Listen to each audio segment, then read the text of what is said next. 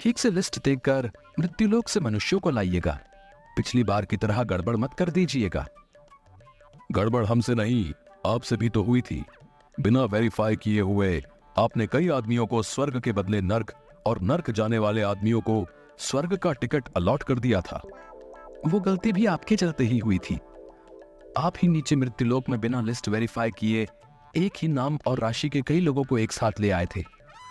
जानते भी हैं आप कितना कंफ्यूजन हो गया था। कंफ्यूजन? और आपने जो वकील को स्वर्ग भेज दिया था, उसके बाद उसे नर्क शिफ्ट कराने में दांतों तले चने चबाने पड़ गए थे। वो तो भला हो एक नर्क वाले मोटे क्लाइंट का, जिसके कारण वकील नर्क में ट्रांसफर हुआ। वो वकील बोल रहा था कि धंधे के लिए तो वो नर्क में भी चला जाएगा।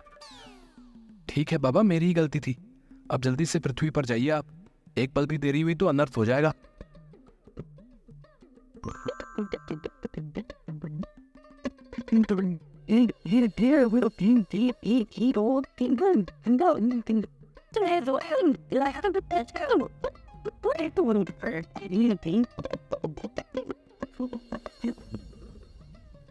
बेटा महेश, ये कवि तो अभी कविता सुना रहा है, लेकिन इसकी अभी अकाल मृत्यु है।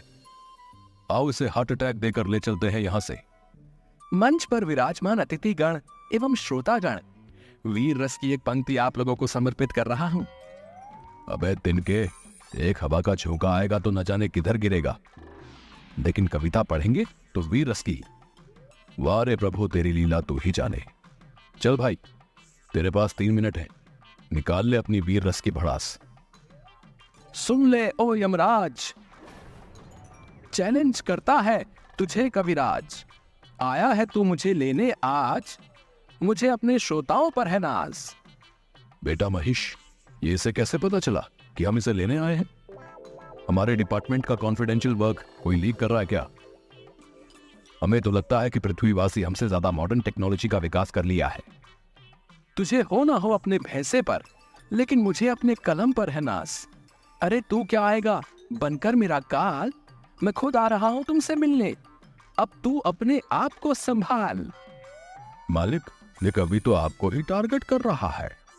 अच्छा तो ऐसी बात है, ये ले हार्ट अटैक और चल मेरे साथ।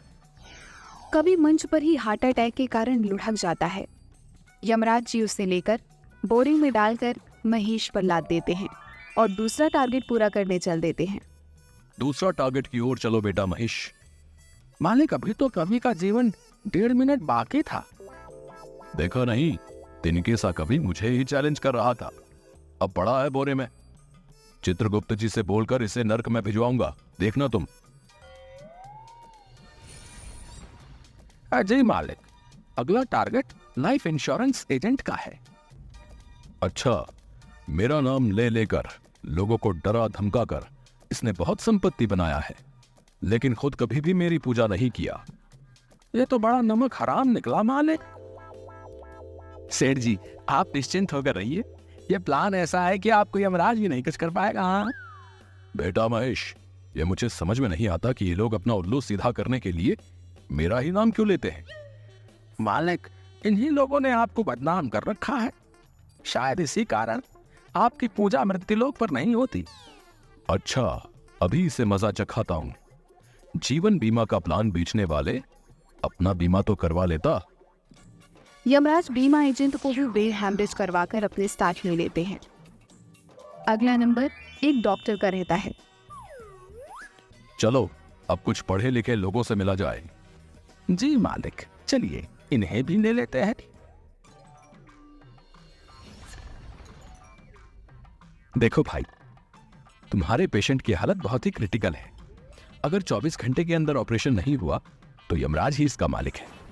लेकिन इसको तो मामूली खांसी हो रहा है बस। डॉक्टर तुम हो या मैं? ये खांसी मामूली नहीं है। गले में फंगस, बैक्टीरिया दोनों ने एक साथ अटैक कर दिया है। लेकिन इसके लिए आपने culture test, HIV test, X ray, CT scan, इतने सारे टेस्ट क्यों लिखवा दिया है? इसलिए आप लोगों को कहता हूं, अपने से डॉक्टर बनने की कोशिश नहीं करें। मैं कोई रिस्क नहीं लेना चाहता। क्रिटिकल केस है पेशेंट का। चलिए आप काउंटर पर जाकर 2 लाख रुपया जमा करवाइए। और 6-7 लाख रुपए का इंतजाम कर लीजिएगा। अब लेकिन इतना पैसा कहाँ से लाऊंगा? आप एक बार ठीक से चेकअप कर लीजिए प्लीज। मुझे नहीं लगता कि ऑपरेशन की जरूरत होगी। मैंने अच्छे से चेकअप कर लिया है। जाइए पैसे जमा कर और पैसे का इंतजाम कीजिए। अपने पेशेंट का यमराज नहीं बनिए। देख रहा है ना बेटा महेश, किस तरह इन लोगों ने मेरा नाम बदनाम कर रखा है। इस डॉक्टर को तो अब एक पल भी जिंदा नहीं छोड़ सकता।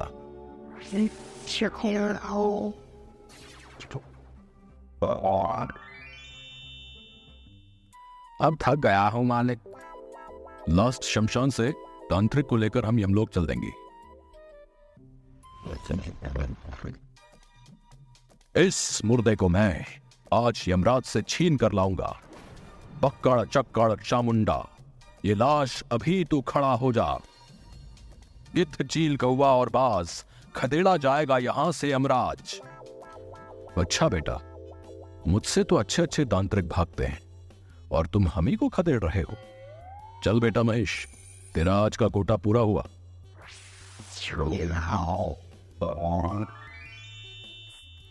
इस तरह यमराज कवि, एजेंट, डॉक्टर और तांत्रिक को लेकर यमलोक चले जाते हैं। लेकिन सब उल्टा पुल्टा हो जाता है। वहां पहुंचते पहुंचते उनका लिस्ट बदल जाता है। पता चलता है कि इन लोगों की जिंदगी अभी बाकी है। जो ओरिजिनल लिस्ट चित्रगुप्त जी ने दी थी, उससे यमराज का लिस्ट एकदम मैच नहीं कर रहा था। किसी तरह इसकी जानकारी उन चारों को लगती है तो चारों स्वर्ग और नर्क के गेट के पास आंदोलन करने लगते हैं। कौन है वो मक्कार? अविलंब करो उसको गिरफ्तार।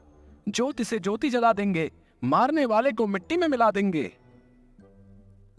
ओ कवि भाई, तुम्हें मल्टीविटामिन की जरूरत है, नहीं तो वेटिंग लिस्ट से निकल, यहां का कंफर्म लिस्ट में आ जाएगा। देख भाई कवि, तुमसे या जमाने से तेरी हालत छिपी नहीं है। हो सकता है हवा का एक झोंका तेरा अंतिम यात्रा का प्रबंध कर दे। इसलिए मैं तो कहता हूं कि एक अच्छी पॉलिसी हमसे ले लो। तुम तीनों सुन लो, कोई भी जादू टोना, वशीकरण मंत्र, काल, यमराज, बुरी आत्मा तुम्हारा कुछ नहीं बिगाड़ेगा। मेरी असीम शक्ति उन्हें परास्त कर देगी। अगर तुम मुझसे सेवा लेते हो, सेवा चार्ज मात्र 50,000 रुपए। पता तेलिया मसान, ऑपोजिट शमशान। वही दूसरी तरफ यमलोक में इसी बात को लेकर बहुत हंगामा चल रहा था कि पिछले कुछ दिनों से ऐसी गड़बड़ी क्यों हो रही है। चित्रगुप्त जी द्वारा बही खाता वहीं पलटने के बाद पता चलता है कि मृत्युलोक के एक अमेरिकी निवासी, जो कि एक सन की वैज्ञानिक है, उसने अपने सुपर कंप्यूटर की मदद से यमलोक के बही खाता को हैक कर दिया है।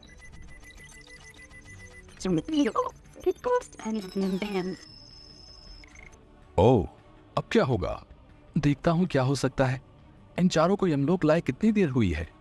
3 मिनट। पहले बिना समय गवाए इन चारों को मृत्युलोक छोड़कर आइए। अगर किसी ने अंतिम संस्कार कर दिया तो अनर्थ हो जाएगा। यमराज तुरंत उन चारों को लेकर महेश पर लाद कर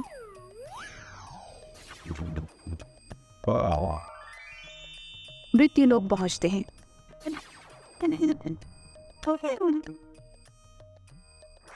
और उन सभी को उनके उनके शरीर में वापस भेज देते हैं।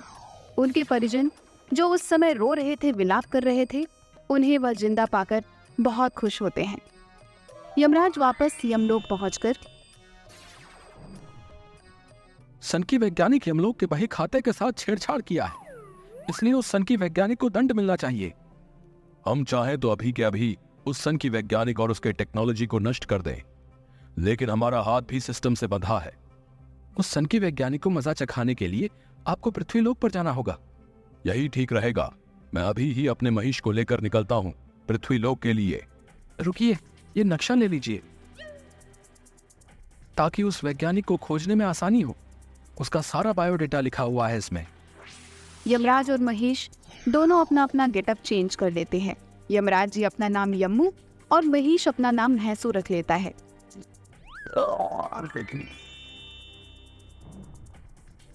दोनों अमेरिका के हवाई द्वीप के एक निर्जन टापू पर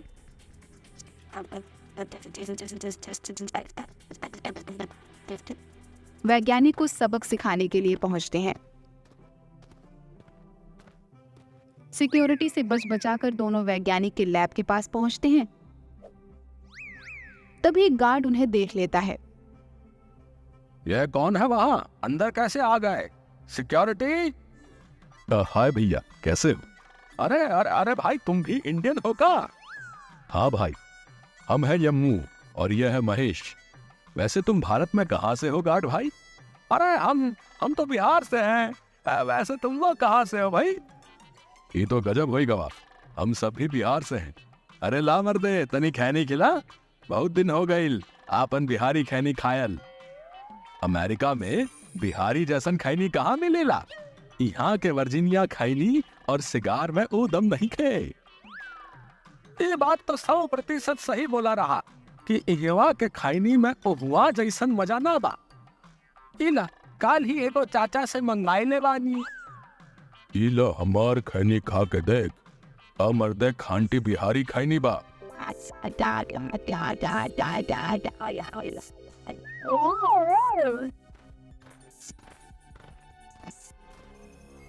आओ आओ, वेलकम। तुम दोनों की एक्टिविटी मैं अपने सुपर स्मार्ट कंप्यूटर पर मेन गेट से ही देख रहा हूँ। जिस तरह से तुम दोनों ने मेरे सिक्योरिटी और गार्ड्स को चकमा दिया है, मैं तुमसे मिलने को और बेचैन हो गया था।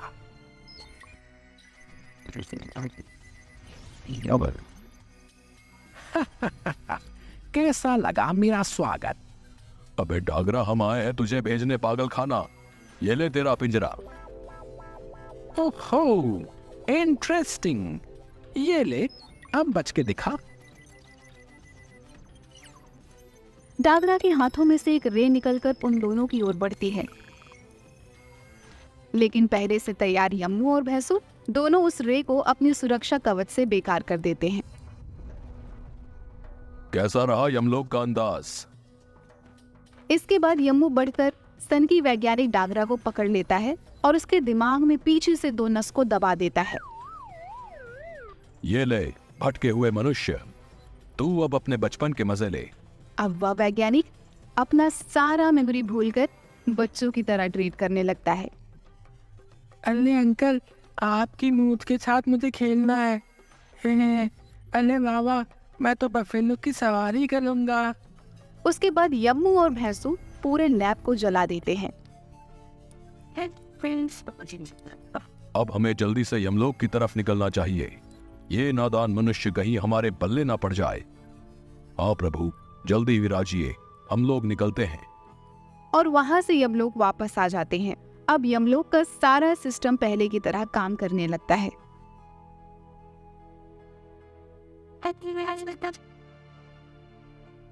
क्यों चित्रगुप्त जी, मानते हो ना कि यम है हम? सब कुछ नॉर्मल करके सिस्टम सही कर दिया। जी प्रभु, तभी तो आप यमलोक के कर्ता धर्ता हो। आपकी जय हो।